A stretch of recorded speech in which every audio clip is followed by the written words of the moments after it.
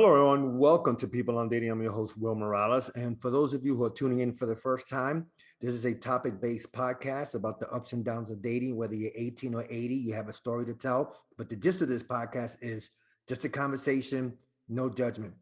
And today I have a great guest, Natasha Sattler. Did I pronounce your last name right? You Sattler? did, Sattler. All right. So let me tell you a little bit about her. To call her writing a passion would be an understatement for Natasha Sattler. Raised in Maryland, Sattler was always one to see creative endeavors. In grade school, she would write full TV scripts, put on plays for her family, and keep journals as a form of self-expression. Natasha, thank you so much for being on People on Dating. How are you? I'm good. Thanks for having me. No, it's my pleasure. So, Natasha, tell us, how did you get started in this endeavor of relationships and writing, and writing, and even did TV scripts. How did you get? What was your journey? Oh boy. As you got a lot of questions in there. Okay, so relationships, I made all the mistakes in them. I think that Yeah. was a really good way to get up to date on what not to do. And then for writing the book was really unintentional. During the pandemic, I found myself, like a lot of people, with like way too much free time on their hands and way too many thoughts in their head, and just started writing them down as a form of like making my anxiety go away Yeah. and not driving myself crazy. So Sure. I wrote them down, put them in like a Google document, and I was like, I don't really know what this is going to be. This could literally be anything. And it slowly showed itself to me as a book. I was like, maybe it's a blog, maybe it's, I've written scripts in the past. I work in the industry now. I'm head of production of a commercial company. Mhm. And so I was like, maybe I shop this around as a script of like a weird episodic, I don't know, like short series. I don't know. And it just sort of was like, nah, it kept coming back as a book. And so the book is called Shit Adults Never Taught Us. And it was, It's a great title. it's genuinely just a pile of shit adults never taught us. It's broken out into 4 sections. And I always say the scary part up front, which sounds scary, but it isn't. It's 98 chapters, but each of the chapters are like 2 or 3 pages. Right. They are not very long. For the people that just read Jeanette McCurdy's book, which is on the New York Times bestseller list right now, it's Mhm. very similar, where it's broken down in just very quick 2 or 3 pages, just by topic, not necessarily by like a linear story. It's not meant to be read cover to cover. And so it's Wow. broken down into 4 sections. The sections are career and money shit, relationship shit, life shit, mind shit.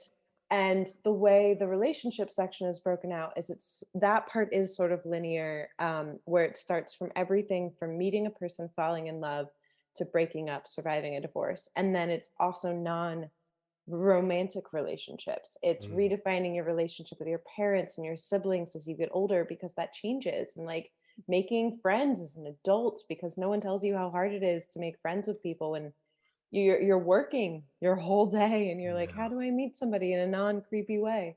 So yeah, that's where the book came from. It's funny because segueing into today's topic, which is improve romantic and other relationships. And I think the biggest thing that I've, as I gotten older, and maybe you could chime in a little bit, Natasha, do we see, or maybe have you seen where maybe as you get older, do we become set in our ways that we don't seek improvement in our relationships, whether it's just friends or with a romantic partner? Um, Yeah. Yes. I No, no. Yes, that's please I go in. think there's a few things there. And I can only really speak as a millennial, but I think we're just tired. I think we get really tired and we get really set in ourselves. And Mhm. we're like, I know me, I'm not, I like me. So I'm not annoyed by me anymore. So if we're not like looking to change ourselves, then we may not be looking to change our habits and finding people. If we're not really interested in finding new people or branching out or trying new experiences or something, that says something more about ourselves than Mhm. the people in our lives. When you're looking at a relationship and you're noticing patterns, like I'm going on dates and I keep finding myself in these like dead end relationships or with narcissists or constantly in relationships that are toxic for me or whatever they are, The only common denominator in that is you. The only common Mm. denominator is you are constantly choosing these people, and so you have to take a look in yourself, and a lot of people don't wanna do that because 'cause I'm in my 30s, and I'm like, "Well, I'm good with me." So if you're not looking inside, you're gonna keep getting the same results. So we're talking about being self-aware of of who we're choosing. Because even as, and I'm much older than you, and I think of the same thing that you just said, that it's, hey, I chose her and it didn't work out, but maybe it was me, something that I didn't do. Maybe I was a little too soft, or maybe I was a little too rough or something. Yeah. Do you, as a millennial now, do you see the dating pool just tougher? Because it seems that both sides, and men and women, seem to set standards so high that only a few, maybe men, and I'm talking from a man's point of view, and from my friends that are millennials, Mhm. um, it's like they can't achieve those goals because some women at that age have set it so the bar so high. Have you noticed that from among your friends, or maybe yourself, or? Yeah, I can speak to that from the female side, and I think what happened there is dating apps happened. So dating apps happened, Mm, and we were inundated with so many people. You get a new person if you want every second. And every single person, if you talk to all of them, you will that's your full-time job now, and you will mhm. exhaust yourself, and it will be overwhelming. So you have to set your standards high, because if you don't, there's no way to sift through that. There's no way to survive a dating app. So you have to set, what are your non-negotiables, what are the things that you're unwilling to compromise on, and then you even have to go a little bit of a tier above that, because on our side we get a lot of creepy people, or we get a lot of people that aren't actually interested in dating us, they're just interested in hooking up or something. So Right. if you're trying to make sure that you're getting what you want out of the relationship right off the bat, you got to start with the standards, the non-negotiables. And I think that's where a lot of it comes from, is people are setting those standards to ensure that they're not wasting their time, because there are so many options, there are so many people. It's exhausting. Like, you just don't have the time to sift through all these people, so you have to set all those filters and have those boundaries. I also think we're in a world where a lot is coming at us at once.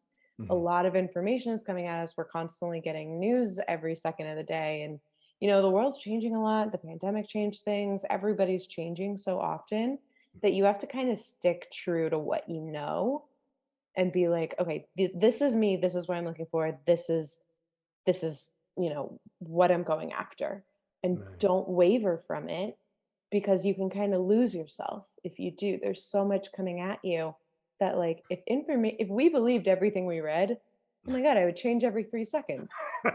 I've That is got to so really true. That's so I've got true. to stick to what I know, and be like, this is me. This is what I'm looking for, and don't waver on that, because there's so much coming at you that's going to try and make you change the way you see the world. It's funny. I never heard it from a point of view, from from a woman, especially a millennial woman, because when you see a lot of these new talk shows that are popping up every 5 seconds on YouTube and all that, Yeah. it seems that women shouldn't have non-negotiables. You should be more flexible. You should have, Mhm. don't stick to your standards. Because they're too high. You only you know. 5 to 10% of men have those standards that you're looking for. Are you finding that also true, whether you're out there with the dating apps, where certain amount of women, or certain women, are after the certain type of guys that are, maybe are, I can't say out of reach, but might be out of reach for someone like me, that's looking for, to meet a basketball player, which probably I won't even have a chance, as a buddy, as a friend, because I'm not in that circle. Did my question make any sense at all? Yeah, absolutely. I think there's that maybe we're thinking of two different things here. I'm thinking non-negotiables of, like, personality, or non-negotiables of Okay, what you're looking for in a partner. fair enough. I got you. Um, Okay. like, my non-negotiables might be, has a sense of humor, is respectful, like, when Okay. we're out and about, or is a has great self-awareness and is working on themselves, or is in therapy, or is like, just very conscious of how they move about in the world. Where if my non-negotiables were between 6'3" and 6'4", and a basketball player within the NBA with at least 4 to 5 years to go, like, there's 4 people that match that, and there's, like, literally no way that we would ever come in contact with each other. So I think your non-negotiables have to be reasonable, but Yeah. if there are plenty of people out there that would fit the standard version of non-negotiables, like respectful, kind, funny, whatever those are for you. Mhm. And I always find that looking back at your past relationships and figuring out what you hated about that Mm. relationship, not the person necessarily, Right. but the relationship, and being like, I don't ever want this in a relationship again. I don't ever want a person that treats me more like their mother than their partner, like somebody who Yeah. needs to be taken care of. Okay, then that's not a non negotiable. What I need is someone who can take care of themselves and is self sustainable. And then, great, that's a non negotiable. And that is just making sure that you're setting yourself up for a sustainable relationship. The person is Wow. going to come in all shapes and sizes. They're going to Sure. be whatever form they come to you. But if you are just being like, I have no non negotiables, my whole life is just an open, whatever comes my way, you're going to find yourself in the exact same relationship you previously left. You've got to learn stuff from previous relationships and take that into the next one. Or you're just going to repeat the same stuff over and over. And then you're going to be like, there's nobody out there, everyone sucks, and the world is doomed. And that's not true. That's not true. Yeah, I agree. We're talking with Natasha Sattler, and today's topic is improve romantic and other relationships. And I think you hit it on the head. Looking at past relationships, I went through with this woman I went out with a couple of years ago, and I just saw there was no. I'm not saying give and take, but there was no romantic connection, and I stood there. Mhm. Oh, I stood with her because I did like her, I did care about her, but I saw that it wasn't reciprocated. After I left, after slowly but surely I left, and we still had somewhat contact. But I looked past. I looked at the past, and I'm like, okay, this is what I did wrong. I this, and I really counted what went wrong. But I also too, Natasha, and tell me if this is comes into play. For me as a man, I heard what she said about her past, but I didn't listen. Yeah. Um, and she told me some things in the past that it was a bunch of red flags, but I guess I wasn't thinking with my brain. I was thinking with something else. And I'm not talking about my nether regions. I'm talking about, I just went, I didn't go with my gut, if that makes sense, you know? Yeah, I literally just had this conversation with a friend of mine who just started dating somebody new. Uh-huh. And it's something on the other side that we hear a lot, where I will start dating a guy or somebody will start dating a guy and we will hear, oh, his ex was crazy. Mm. Now, I know a lot of women. I know so many women. They don't go crazy for no reason. So you gotta ask what made them crazy. No woman just wakes up one day and goes, I think I'm just gonna turn crazy today. I just feel it in my bones. That doesn't happen. Right. Something made her go crazy, or what you deemed quote unquote crazy. So if you're dating somebody and they say all my exes were crazy, every single one of them, they were all insane. The relationship started totally fine, and then one day they just went crazy. He does something over and over again in Mm. his patterns that makes women at some point hit a breaking point and flip a switch. It didn't start one day. A Yeah. whole bunch of stuff happened that led up to it. And every single one of those women hit a breaking point and was like, oh, fuck this shit, and went insane. And I get it. I get Yeah. it Yeah. because, like, we've all had that in jobs or friendships or Yeah. whatever, where you're like, all the little tiny things have led up to this one moment where you can't do it anymore. The pot has boiled over, you explode. Yeah. And if all of his past relationship or all of her past relationships have a common denominator of, it's so weird, they all started so great, and then this same thing happened. A, they haven't learned anything about themselves. And Mm. B, there's something that they're doing that they are not willing to look at, or that they don't even aren't even aware of is happening in their relationships, and that's something that they have to be conscious of, and then you have to sort of proceed with caution knowing that that might happen one day. Yeah. No. Wow.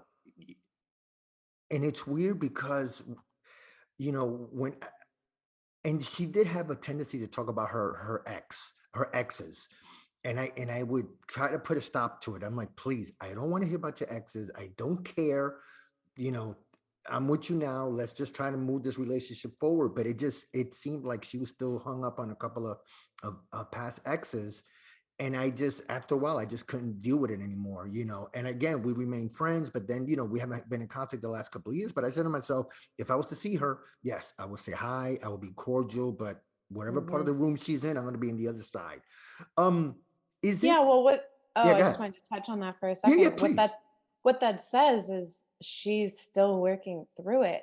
Um, I dated somebody that was similar to that, and one day I was like, "Do you know that you mention an ex every 6 hours on average?" Like Oh, one day jeez. I just started counting, and it would be like little offhanded things, and it would just be like, "Oh, that's that glass, that you're holding is I got that from as a gift from an ex or whatever," or like, "Oh, there's one time an ex and I went to that restaurant," or like it was just constantly brought up. And I was like, I just started slowly over the course of a weekend, just being like, okay, he mentioned it at 9:30. Oh, weird. He mentioned it again at 3. And at like Monday, I was like, do you know that you mention your ex on average every 6 hours?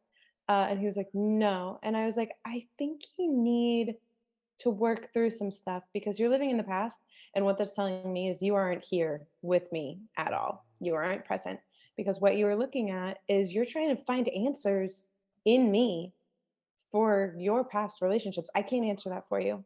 I can't answer the things that you still have questions about. You got to go look in and figure out what you're questioning. But like, if they're still in your head, if you don't feel anything for that person anymore, that restaurant is just a restaurant and that cup is just a cup. Right. If you are still figuring things out and you're still trying to like work through stuff with that relationship, then there's still a connotation to these items. If you don't want to let these things go, people always like get rid of stuff after a breakup. Get rid of stuff after you've let the person go Mm. and then move on. But if you're still living in the past, then you're not here. You're not living with us right now. And it's not And that's fair not to say to us. It's it's definitely not not fair. fair to us. Yeah, And that's yeah. not saying like you can't keep things that mean something to you and are sentimental. Of course you can. But Right. you have to choose to move past it and you have to choose to respect the other person in the relationship. If you're constantly bringing up your ex, that's disrespectful and it's not like, yeah, we can have a conversation that's purposely geared towards it. But if you're Mm. dropping it in little conversations all over the place, it's really disrespectful to the person that you're with and you're not with them in the present moment at all. Yeah, and when when I started realizing that, I think I counted it a few times, and it wasn't like every day, but it would be certain times that we were together or we were walking in the street, and then she would just point, "Hey, I have an ex that lives there," and I'm like, "Okay, good for you. Stop." That's cool, but I don't know her and that or him, and that Yeah, building means nothing to me. This could have been a exactly. very normal walk. Yeah, and it was. It turned out to be something like you were going down past memory lane for you. So, Natasha, can you give us maybe a couple of steps? Let's go with the romantic side of Mhm. how we can improve a relationship. Like, is there such a thing of maybe following a couple of steps, at least for ourselves? Let's say me as a man. Yeah. What can I do to improve, let's say, a future relationship that I'm gonna, looking to get into? There's a few women that I'm kind of interested in. Are there a couple of steps that I could do to improve myself a little bit more than I did yesterday? Yeah, so there's 2 parts there. There's in the relationship and there's before the relationship. Okay. So in the relationship, there's a chapter in the book called What's Below That because I Mhm. get very not annoyed, but like a little bit. I get a little bit annoyed when people are like, "How can I improve my relationship?" And the answer is always communication. It is. It's always communication. That's always the number one. But that's so vague. So I'm like, we have to go deeper. And Mm. so what's below that talks about the fights that everybody in a relationship has had. When you've had the fight about you leave your socks out all over the place, and then you resolve that fight, and then 2 days later, it's you always leave cups in the sink, Right. and then 2 days later, it's like you never close this drawer, or like you're always doing this wrong, you're always doing that wrong, and One it's is leaving the toilet seat up. I've gone out with yeah. women that, oh, you always leave the toilet seat up. You always leave Okay. the toilet up. Yeah. So then you've got to go below that because you're going to keep Yeah. having the same surface fight over and over again. You've got to go Right. below it. So Okay. what's below that? And then have that fight, have the conversation. What do you feel about it? And it's like very therapisty, but it's like, what do you feel below it? Mhm. Does it feel like I'm not respecting you? Does it feel like you think I don't take care of you? Do you feel like I think my needs are more important than your needs? That I think my time is more important than your time? have that fight. Then if you keep still having the fight, there's more below it. So dig below. If your Mm, last fight was, I feel like you think your time is more valuable than my time, then dig below that. Is what's below that? I think you don't care about me the way I need to be shown, mhm, or pardon me. Do you think, like, are you saying I'm not respecting you, or I'm not showing you that I love you in a way, or have the fight and keep digging below it, whatever, you'll feel it. When it's right, yeah. something will click and you'll be like, "Oh my God, that's it. That's what it Mm, really is." And if it hasn't clicked, keep digging. Just have a different fight that's like a layer below. And it may take 5, 6, 7 layers. You'll get there. And then, so that's when you're in the relationship. right. Before the relationship, you have to make sure you like the person and not the idea of the person. Because if Mm, you can make a list of, this is what I like, you've been on like 3 or 4 dates, or you've been on 5 dates or whatever, and mhm, you're not quite in the relationship, you're still dating, or even if you haven't gone on any dates and maybe you work together and you're just flirting around the office, or you're friends and you're in a friend group and every time you see each other, you're flirty, you have to write down what you like. Is it real, or is it the idea of it? Like, mm, "Oh, I like, the way they make me feel." Another person can't be responsible for you being happy. They right. can't be, and it's not sustainable. You genuinely have to like things about that person. You can like things about the relationship, like, oh, we have a lot of things in common, or we have a lot of hobbies in common, but most of what you write down has to be about the person and not the idea of the person or the idea of the relationship. Because if you can write those things down and they mostly lean to the idea column, it's not going to be able to sustain very long. That's Right. just infatuation. That's like Mhm. a limerence phase. That's not gonna be sustainable for more than, like, 3 or 4 months. Wow. Do you think that most people come to the table thinking or having too much expectations of the other person? Like you said before, hey, it's not my responsibility to make you happy because, like you said, it's not sustainable. Do you think that's the issue too, that we might come to that relationship with a little bit too much expectation?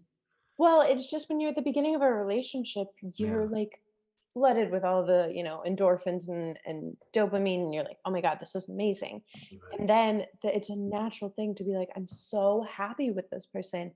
They make me so happy." And you just think, "I'll stay that way forever. I've met this person, they make me happy, it'll just be great forever." And then, maybe you have your first fight, maybe you don't. Maybe just life gets in the way. You had a Mm, bad day at work and they couldn't solve that for you, or like something happened in your life and you start to lose hope that they are going to make you happy, and they never really could. You were happy with the relationship at the beginning, you were happy with the person. You can always come back to being happy with the person if you truly like them, and there will be ups and downs, life is always that way. But yeah. if you're looking for them to solve a bad day, you're going to be disappointed when they can't. You have to find ways to solve a bad day on your own. Right, right. Do we so it comes to play, and like you said, communication 101, right? Mhm. Just being on top of things, talking it out, and what makes you happy, what doesn't. Do I keep the seat up too much? Things like that.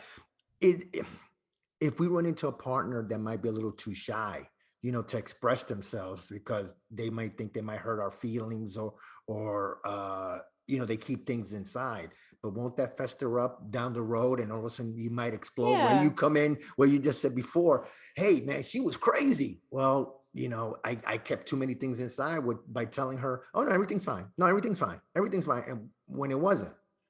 Well, so being too shy happens. Even if you're a really Okay. outgoing person, like I'm a really outgoing person, it Yeah. happens. But you've got to weigh the two alternatives, right? On one hand, you have, I don't say anything, and at some point, this is going to keep going down the path it's already going down and it will Yeah. explode.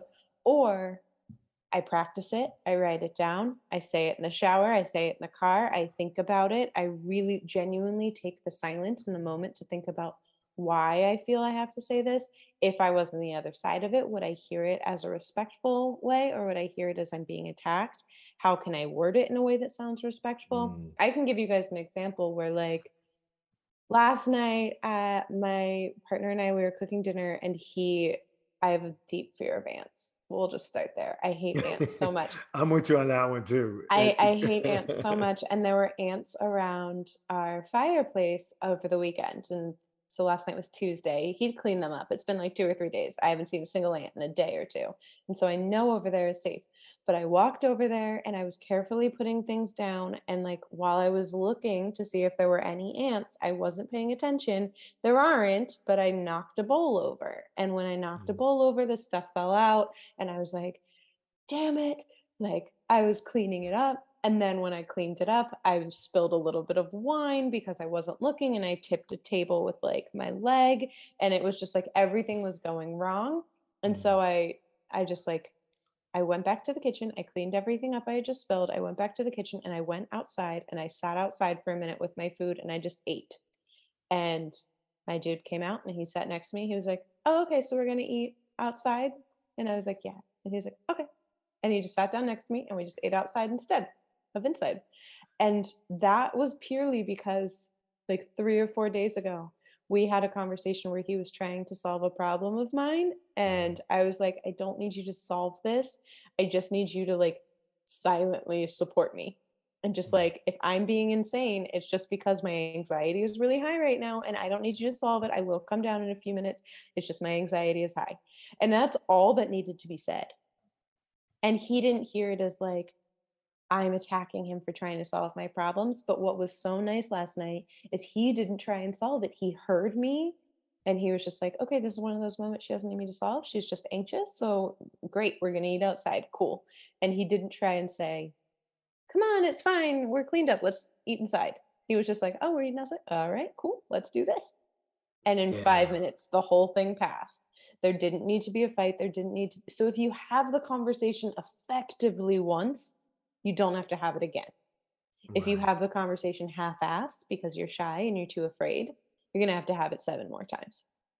So you Wow. might as well just practice it, Yeah, have the conversation. It's going to be so much easier than you think it is if you think it through and make sure it's respectful. And yeah. it's going to be so much more effective than not saying anything or half-ass saying something a bunch of times. You know, I remember this is, well, 10, 12 years ago, and I was dating someone there that, we were both in love with each other. Unfortunately, it didn't work out afterwards. But I remember one time she told me the same thing you just said, in a similar situation where she just says, please just tell me this is going to be okay. She was upset about certain things. Just please tell me that. And, I hugged her and I said, listen, everything's going to be fine. And Yeah. it was magical because within a few minutes, she was playful again. And everything is just having the, like you just said, be supportive and just lend that ear. I love that. Thank you so much for Yeah. that. Well, Um, because sometimes when you're trying to solve a problem, what I'm hearing is all the things you're doing wrong. mm, Right? Where it's like, even if you think you're helping, the ants being in my house, I at one point was like, this place sucks. Like we just moved in here like 6 months ago and the place is great. It's just at that particular moment I was upset and I was like, this place sucks. And he was like, look at all the work we've done. You have to have a positive outlook. And I'm like, that's not helpful. What I right. need right now is for someone to be like, it's okay. It's fine. Like this place will get better. This is just today. The ants will we'll fix this. It's fine. But if Yeah. you say have a positive outlook, what I hear is your outlook is wrong. Your Mm, mindset is wrong. The way you are looking at this is wrong. Fix your attitude. Like that's not what I need to hear right now. I'm having a hissy fit for 10 minutes. And if you just say, it's fine. We'll fix this. We'll work together. We'll fix this. We'll get it resolved soon. Don't worry about it. It'll be okay. um that is like we're on the same team. We're in yeah. this together. I'm here to support you and we're going to fix this, and then 10 minutes later I'll be fine. That's well, no. Listen, that's a good lesson to learn for every man in the planet. So, I mean, first of all, Natasha, I want to thank you so much for being on People on Dating. I really appreciate it. And before I let you go, talk a little bit more about your book again, because I think this Sure. is fascinating reading. I think this is something I'm going to add to my collection because I love to read both sides of the aisle when it comes to relationships and all that. So, talk a little bit more about your book. Absolutely. So the book again is called Shit Adults Never Taught Us. It's on Amazon, One of the Barnes best and titles Noble. ever. Thank you. It was hard to get out there because people don't love cursing. Yeah. Um, So yeah, it's on Amazon, Barnes& and Noble, Apple Books, Google Play, wherever you wanna buy a book, you can get it there, and yeah, it's not from a female side of view, I wanna make sure that's really Yeah. clear. It's Okay. definitely just a very common, almost from like a therapy side of here's some mistakes, don't make them. Like Yeah. I've that's how I approach the book because I've made a lot of mistakes. Like when you look at the career and money section, I'm like, here's all the mistakes I made with like 401ks and taxes and switching jobs and asking for a raise and like negotiating salary and all the mistakes I've made, don't make them. Right. And like here's how to avoid them. When it comes to relationships, it's like I've got everything in there. If you just want a chapter that's like sometimes it doesn't work out and this is why that's okay, that's in there. Like Okay. sometimes you just need the support. If you want actionable items, there's checklists in about half the chapters at the very end of like, cool, you read the chat. Because one thing I hate is a self-help book where you read it, you put it down, and you're like, great, I read this book, I'm changed now. And then nothing changes because there's nothing to do with that. Like you Yeah. read a book, congratulations, but like you actually have to do stuff to change it. So I Right. made checklists at the end of like half the chapters that are like, if you liked this and you want to try this, here's what to do. And the relationship section has a few of those chapters. So when you're working through a relationship, if you're not quite sure how to approach the conversation and you're a little too shy, read the chapter and like Yeah. make the checklist and do the things in there. And then you can come more prepared. No, I love that. I'm a big fan of checklists and bullet points, so I'm good with that. Anything else you want to promote or talk about? No, if you Okay. wanna reach out to me, shit adults never taught us on Instagram. I read my DMs every now and then. I'm really bad at social media, but I'm trying. And, Okay. you can find me there, and I'll get back to people. All right, sounds good. And any website you want to promote? Instagram has all the links, so when you're Okay. on the Instagram page, there's a little, link in there that links you to everything. Yeah, and It'll I'll put give it up in the you show notes too. Yeah. yeah. Anyway, Natasha, again, thank you so much for being on People on Dating. I really, really appreciate it. Thank you. Well, everyone, that was Natasha Sattler, and you can find her at shitadultnevertaughtus.com. That's shitadultnevertaughtus.com. Natasha, thank you so much for being on People on Dating. Much appreciated. You can find me at peopleondating.com. That's peopleondating.com. Check out our past shows and check out our blog. Also, when you get a chance, please go to Apple Podcasts. Please subscribe, leave a review, tell us how we can make this show better. I'm also on Google Podcasts and Spotify. Anyway, guys, uh, what did you think about today's episode? Pretty interesting, right? Anyway, guys, thank you so much for listening. On behalf of People on Dating, I'm Will Morales. Until next time, thanks everybody. Have a great day, and please stay safe. Bye.